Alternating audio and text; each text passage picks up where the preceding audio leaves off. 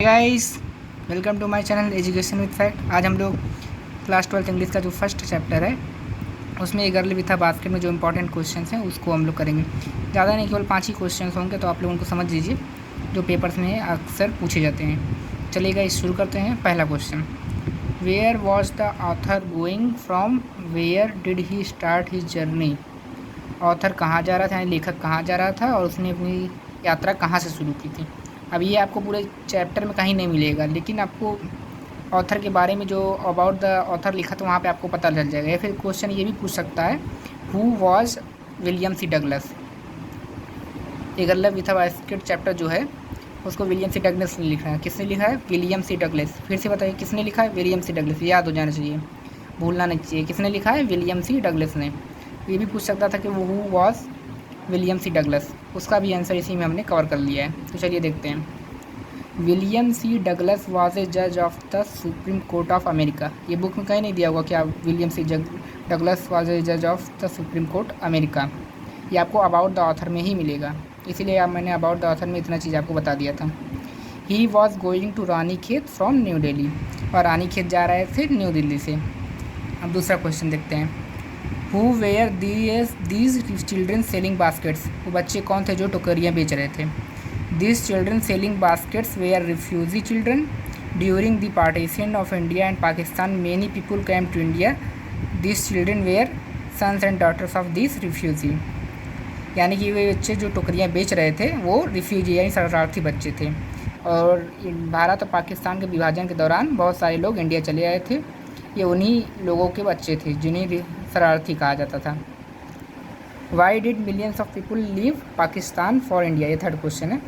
तो ये तो मैंने आपको बताया था क्यों छोड़ा था, क्योंकि वहाँ पे धार्मिक कट्टरता के कारण वो सब अपना देश छोड़कर भारत चले आए थे। तो उसको इंग्लिश में लिखना होगा, तो इंग्लिश में आप ऐसे लिखेंगे, millions of people left Pakistan for India during partition as they feared religious fanaticism. लाखों लोगों ने पाकिस्तान छोड़कर भारत आए क्योंकि वो धार्मिक कट्टरता से डरते थे, इस कारण वो पाकिस्तान छोड़कर भारत चले आए थे। अब आगे का क्वेश्चन देखते हैं जो कि नेक्स्ट पेज में मैंने लिखा है। चलिए गाइस उसको देखते हैं। फोर्थ क्वेश्चन है, तो चलिए गाइस इसको देखते हैं।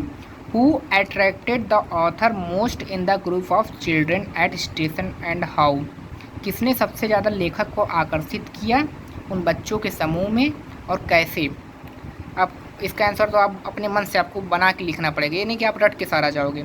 आपको इंग्लिश में ट्रांसलेट करना आना चाहिए। जैसे कि आपने स्टोरी पढ़ी ली है तो आप उसको आसानी से ट्रांसलेट करके इंग्लिश में लिख सकते हो। आप कहोगे आप तो यहाँ तो पहले ही लिख के लेकर आए हो, कभी मैं आपको सामने लिख के भी दिखा दूंगा, आप आसानी से इसको ईजिली ट्रांसलेट करके तब आप डायरेक्ट यहाँ लिखिए। ज़्यादा सा आप रट नहीं सकते पूरा, कितना रटेंगे आप भूल जाएंगे। तो इसे ट्रांसलेट करने की कोशिश कीजिए। स्टोरी हिंदी में पढ़ लिए या पहले ही तो उसको आपको आसानी से ट्रांसलेट कर लेना चाहिए। तो इसका आंसर ऐसे होगा, a beautiful little girl attracted the author most in the group of children as she appealed and pleaded in a manner which could wring any heart. एक सुंदर छोटी सी लड़की ने सबसे ज़्यादा लेखक को आकर्षित किया उन बच्चों के समूह में, क्योंकि वो इस प्रकार अपने सामानों का आग्रह कर रही थी जिससे कि किसी का भी हृदय विचलित हो जाए, या फिर परिवर्तित हो जाए। चलिए फिर क्वेश्चन देख लेते हैं। Why did the children descended like locust on the author. यानी कि बच्चे ऑथर के ऊपर यानी लेखक के ऊपर टिड्डियों की तरह क्यों टूट पड़े। ये पूछ रहा है कि बच्चे लेखक के ऊपर टिड्डियों की तरह क्यों टूट पड़े। जैसे ही लेखक ट्रेन से उतरा था तो बच्चों ने उन्हें घेर लिया था, तो ये बोला कि टिड्डियों की तरह क्यों उनके ऊपर टूट पड़े। The children descended like locust on the author as he appear to them as a rich English man who could buy their articles easily. तो इसका हिंदी ये होता है, बच्चों ने लेखक को टिड्डियों की तरह घेर लिया क्योंकि उन्हें लेखक में एक अमीर अंग्रेज नज़र आया था जो आसानी से उनकी वस्तुओं को खरीद सकता था। तो आप इस प्रकार सारे क्वेश्चंस का आंसर लिख सकते हैं। मैं फिर से आपको बोलना चाहूँगा, आपको रटना नहीं है, आपको समझना है। हिंदी आ रही है आपको, तब उसको ट्रांसलेट करके लिखो। बहुत सारा रट के आप जाओगे लेकिन भूल जाओगे, लेकिन लिख नहीं पाओगे आप। तो आप लोग ट्रांसलेट करके लिखने की कोशिश किया करो। इंग्लिश में सोचोगे तो इंग्लिश में आपको आएगा, जल्दी लिख लोगे। तो अगर आपको ये वीडियो अच्छी लगे तो वीडियो को लाइक शेयर एंड कमेंट कीजिएगा। मिलते हैं नेक्स्ट वीडियो में, तब तक के लिए ओके बाय गाइस।